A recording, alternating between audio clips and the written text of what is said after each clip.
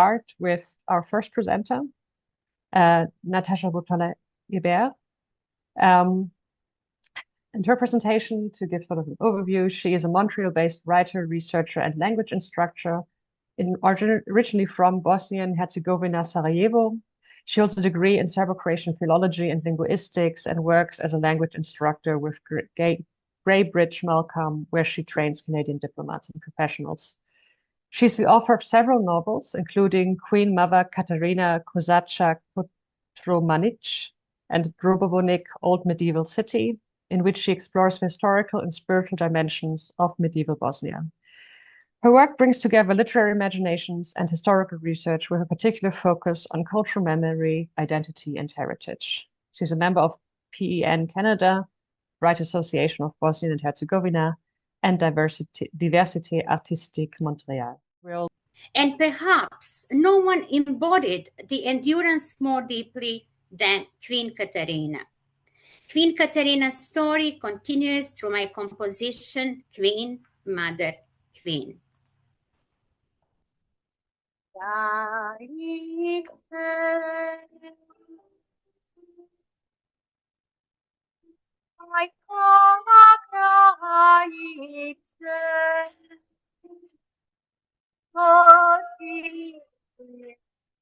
Mother,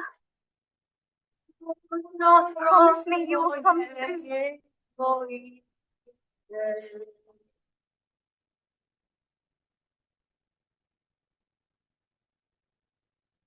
Queen Katarina, born in 1425, was the daughter of Grand Duke Stjepan Vukčić Kosača, the Herceg of St. Sava, from whose title the name Herzegovina emerged. Through her marriage to King Stjepan Tomaš Kotromanić, she became Queen of Bosnia. After his death in 1461, her stepson Stjepan Tomašević ascended the throne, and at his request, Katarina became Queen Mother.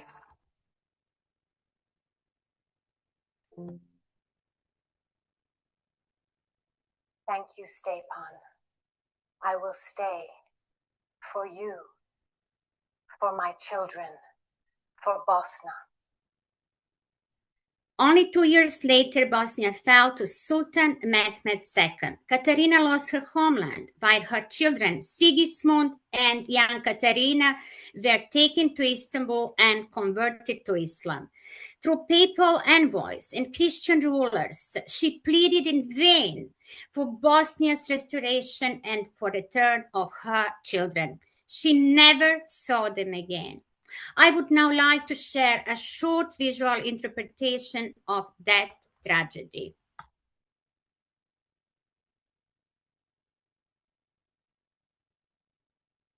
From this day on, you are children of the Sultan.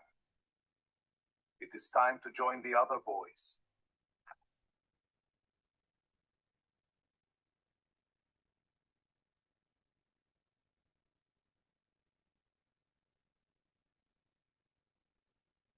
Mother will soon ransom us from the Sultan.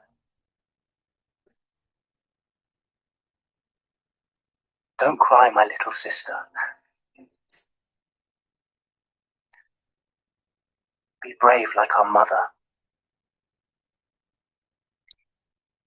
Exiled from Bosnia, Katarina first found refuge in the Attic city of Dubrovnik and in Split before settling in Rome in 1467, when she remained the symbolic guardian of the Bosnian crown. In her final testament, Katarina entrusted the crown to her children should they return to the faith of their ancestors. Otherwise, it would remain under the protection of Holy See. Let us now return to that day, Rome, 20th October, 1478. If my son Sigismund returns to the Christian faith, the kingdom of Bosnia belongs to him. If Sigismund does not return, the kingdom of Bosnia shall pass to my daughter Katarina, should she return to the Christian faith.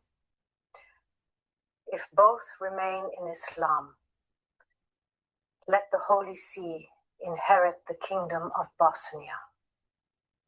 In this way, Katarina's final testament reflected her enduring faith that Bosnia would never disappear as a kingdom without heirs.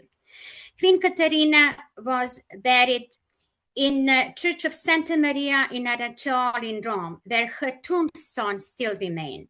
Her original epitaph, written in Bosančica, according to her final wish, was later replaced by a Latin version that altered parts of her identity. This inspired me to restore one of Katarina's last wishes through literature by recreating her epitaph in Bosančica on the cover of my novel, which received the first prize for the best book design of Sarajevo Book Fair last year. Yet, Katarina's truest message is not carved in the stone, but written in the heart of Bosnia, reflected in my imagined forever of a mother to her children, shaped by pain, faith, and love. Let us now return to that forever. My children, you were taken from me, but you were never lost. While you live, I have not lost you.